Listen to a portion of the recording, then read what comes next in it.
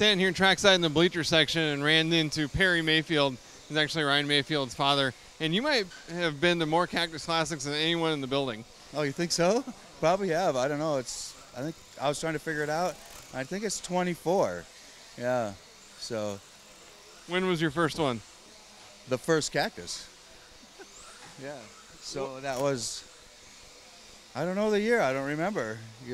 Well, this is the 29th, so would have been, what, 86? Okay. So that would have been when? 86. Yeah, because I have, Ryan actually ran in stock, and I have that first year, the trophies were made out of wood. They were really custom made, and I brought 2 of them home. You know what I mean? In fact, I got a picture of Ryan on my phone at that Cactus. Well, he was born in 87, wasn't he? Right, yeah. So what year was it again? I think the first one was in 86. So no, Ryan was born in 86, right? Yeah. Mom would know. Yeah. Well, anyway, what do you think of how the track is really, I mean, this whole race is developed. It's so far, evolved from what it was back then. What do you think of what it's turned into? What it's turned into now? Yeah. I don't know. I kind of liked it outside. You know, like today it was a beautiful day outside. You know what I mean? And so it was, and somebody had brought up, how everybody's kind of like, you can't, at the old track, everybody was together. You know what I mean? Where you could see everybody, you could see all the factory and the team guys. Now, it's like if you look around, it's like, you have to walk through that door and then go through that door. And so that's kind of, I liked it the old way, to tell you the truth, you know what I mean? And it was dirt then too. I made a comment earlier about, we used to make clay pots out of clay, so.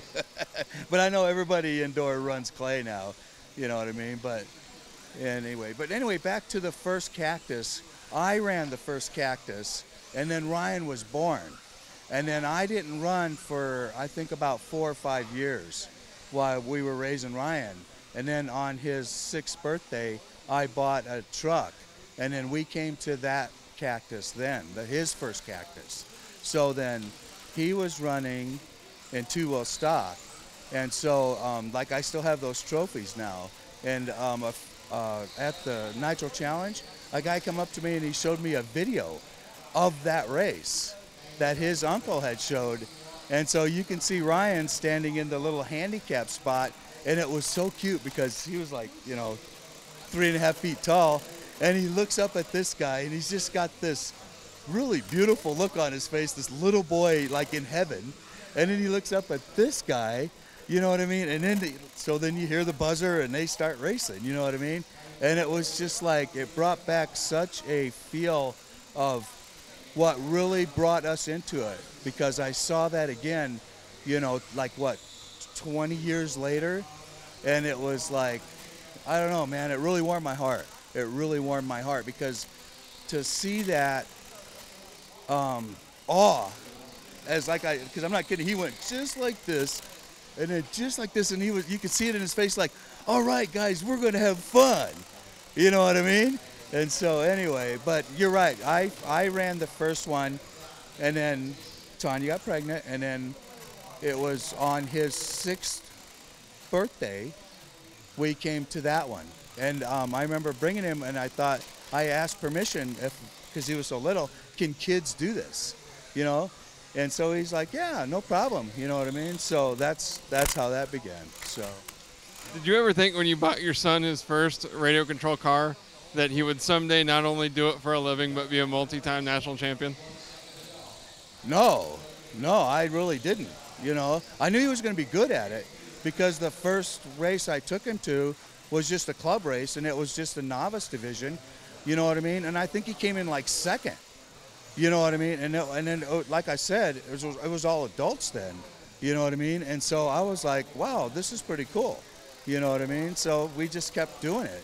And so it just developed, I guess. And what I always taught him was, people would come up to me and they would like, oh, can we look at your car? And I'm like, sure. I'd hand them the car, and they would stand there and look at it and, press the shocks and twist the chassis. And then they'd get this puzzling look on their face. And they'd hand it back, and there was like, that thing's a piece of junk. How can he do it? You know what I mean? But I always told him it's all in the mind. It's the mental thing up there, you know what I mean? So that's why I think it's all focus, you know what I mean? So, but, you know, and we raced everything. We did pan cars, you know, parking lots, you know, everything. So I just figured the more radio time he had, the better he's going to be. So we were racing Wednesdays, Fridays, Saturdays, and sometimes on Sundays. You know what I mean? So it was all radio time. The car, I mean, I could put anything down. 12 scale, you know, truck, buggy, you know what I mean? It didn't matter. I even had him a gas truck for a little while, but you know, I don't want to admit this, but I wasn't very good at wrenching on that thing.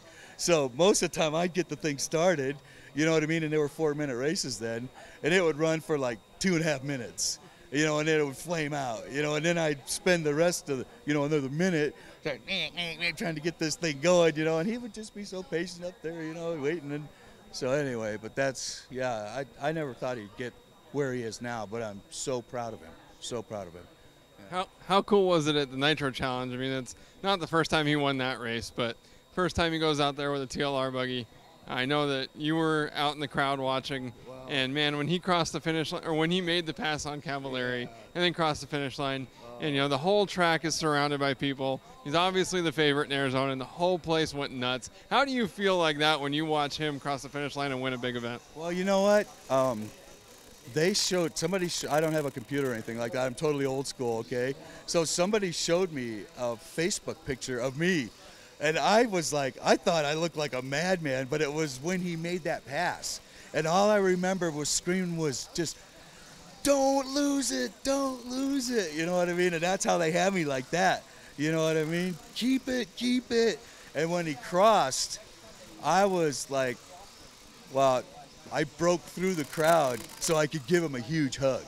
I mean, he just made me so proud because that was a pretty empowering pass, and his determination, you know, because he started in second, and then he fell back. He was in the lead for maybe 5 or few minutes, and he made a mistake and then fell back, and other people, and then, you know, and then it would look, and then I think a marshal stepped out in front of him from trying to get another car.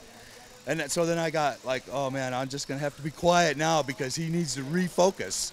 You know what I mean? And so he started stepping up, and then I was like, all right, he's on Cavalieri now, man. And I knew, I could just feel it, that he was going to get Ryan Cavalieri. He wanted that win, and I was so happy.